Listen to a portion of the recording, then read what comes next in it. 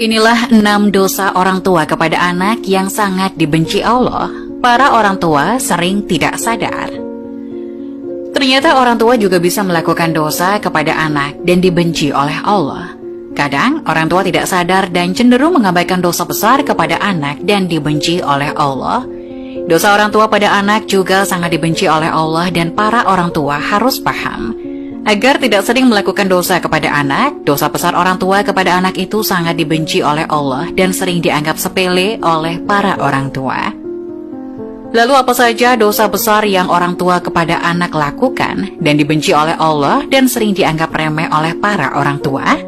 Dijelaskan ada 6 dosa besar orang tua kepada anaknya yang sangat dibenci Allah dan jarang disadari orang tua. 1. Kasar pada anak. Dosa besar orang tua kepada anak yang sangat dibenci Allah yang pertama, bersikap kasar terhadap anak. Para orang tua jangan sampai memaki anak dengan sebutan buruk dan tidak sesuai dengan namanya. Hendaknya para orang tua menasihati anak dengan lemah lembut dan penuh kasih sayang. Rasulullah Shallallahu Alaihi Wasallam bersabda, "Sesungguhnya kalian akan dipanggil pada hari kiamat dengan nama-nama kalian dan nama ayah kalian. Maka perbaikilah nama kalian." Hadis riwayat Abu Dawud nomor 4297. 2. Pilih kasih terhadap anak. Sikap pilih kasih yang dilakukan orang tua kepada anak termasuk dosa besar yang sangat dibenci Allah.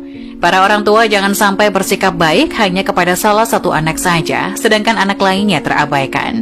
Dalam hadis sahih yang diriwayatkan oleh Imam Muslim dijelaskan bahwa Nu'man bin Bashir pernah bercerita, "Ayahku menginfakkan sebagian hartanya untukku. Ibuku Amrah bin Rawaha kemudian berkata, 'Saya tidak suka engkau melakukan hal itu,' sehingga menemui Rasulullah. Ayahku kemudian berangkat menemui Rasulullah Shallallahu Alaihi Wasallam sebagai saksi atas sedekah yang diberikan kepadaku. Rasulullah berkata kepadanya, 'Apakah engkau melakukan hal ini kepada seluruh anak-anakmu?' Ia berkata, 'Tidak.' Rasulullah berkata, 'Bertakwalah kepada Allah dan berlaku adillah kepada anak-anakmu.' Ayahku kemudian kembali dan menarik lagi sedekah itu." Hadis riwayat Muslim dalam kitab Al-Hibat, hadis nomor 3055. 3. Membanding-bandingkan anak.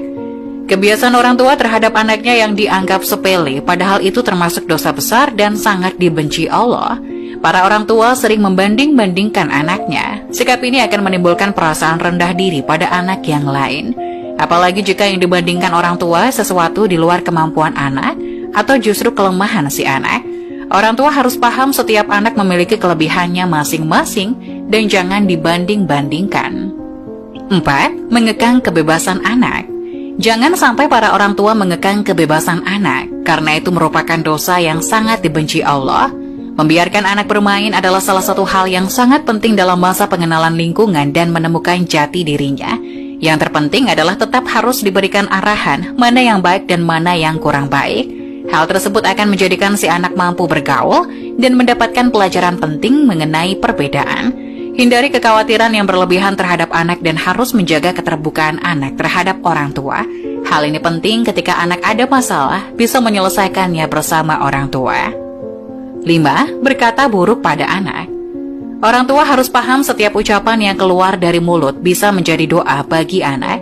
Hal ini sering tidak disadari oleh para orang tua, di mana sering berkata buruk kepada anak ketika sang anak tidak patuh.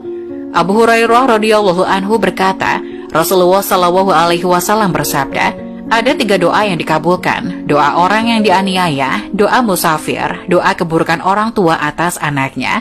Hadis riwayat Tirmizi nomor 1828. Untuk itu pada saat menasihati anak akan lebih baik jika memberikan perumpamaan dan saran, lalu kembalikan kepada si anak supaya menentukan pilihan.